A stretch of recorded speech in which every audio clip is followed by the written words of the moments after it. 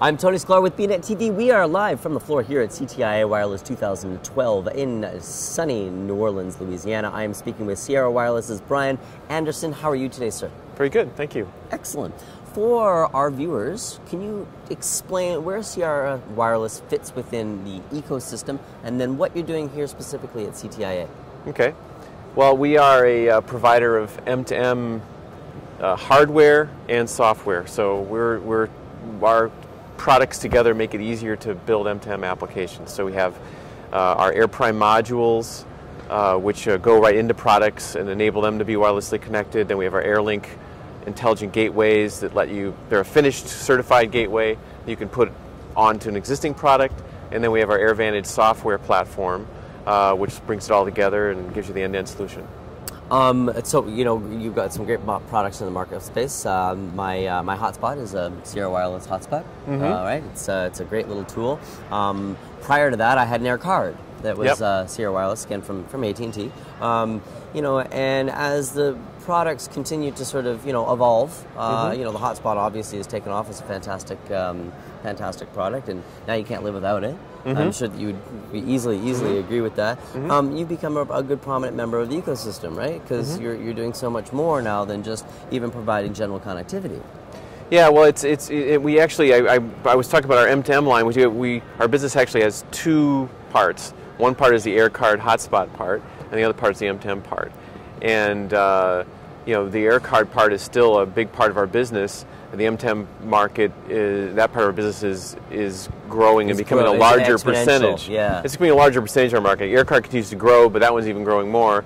So we're around half and half right now. So half our business AirCard, half GSM commissioned a study that came out, I think, in the fall during 4G World, you know, talking about the M2M market space and how many connected devices that they anticipate by I think 2020 or 2021 or something like that, and it's well into the tens of billions of devices. So, you know, that's a robust network that needs to track, move, garner, push, and so, you know, what are you hoping to sort of encapsulate there? What portion of that market space do you think that you'll get to? All 10 billion. Oh, good, excellent. All right, so you heard it here first. Invest in Sierra, and we're billionaires. Okay. But no, seriously, and no, I think our focus is on cellular technology. Okay. And usually those 10 billion numbers, they also include maybe other connection technologies. Absolutely, they do. You know, yeah. So, but we're focused on cellular, and we think, you know, in the AirPrime module business, we're doing things like we just announced this year are the world's smallest module. So it's a 2G module. It's only about that big. And like we have a customer that put it into a watch for like healthcare to monitor people. Right. So, you know, as we make those modules smaller and smaller and less expensive, it gets the ability to get it into more and more equipment. So that's part of the way you get to the 10 billion. To the exponential numbers, yeah. And then also, you know, by having our pre-made gateways, that allows people to, if they don't want to build a new product, to just, you know, attach things that are in the field. My police car, my energy monitoring system, or whatever it is, you can actually just put the gateway down there and right do it. In fact, another one recently where they used our pre-made gateways was our Nespresso coffee machines, which we announced at MWC. Okay. Where they used one of our small gateways inside of the coffee machine to monitor how much coffee is being used and you know, what the temperature is to make sure the coffee is the right quality. So that they can sell more coffee. So those are fantastic examples, right? So I love the coffee one. You know, coffee will burn. Nobody wants a bad coffee experience because you just won't go back. Right. So a very small investment can have exponential effects on your revenues. Right. And also in those kind of things, yeah, exactly. Which is that the coffee machine itself, you think, well, that's not a very expensive device to put a chip in, right? But the thing is really the value to the company and to the customer is the coffee over a long period of time. Right. So it's really, I've said it's coffee as a service. Coffee as a, it's like CAS. Yeah, CAS, coffee as a service. Coffee as a service. Yeah, and so really what they're delivering is the coffee experience, and coffee, the machine and the module is just a means to an end.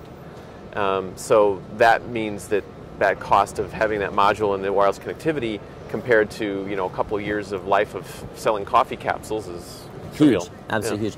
What was some of the news that you've recently had, and of course why you're here at CTIA?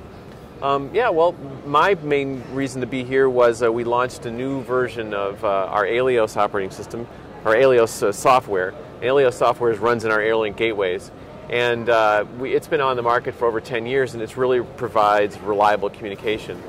But what we found was some people wanted to be able to modify it further. It's fully configurable, and our partners use it to configure all different kinds of connections.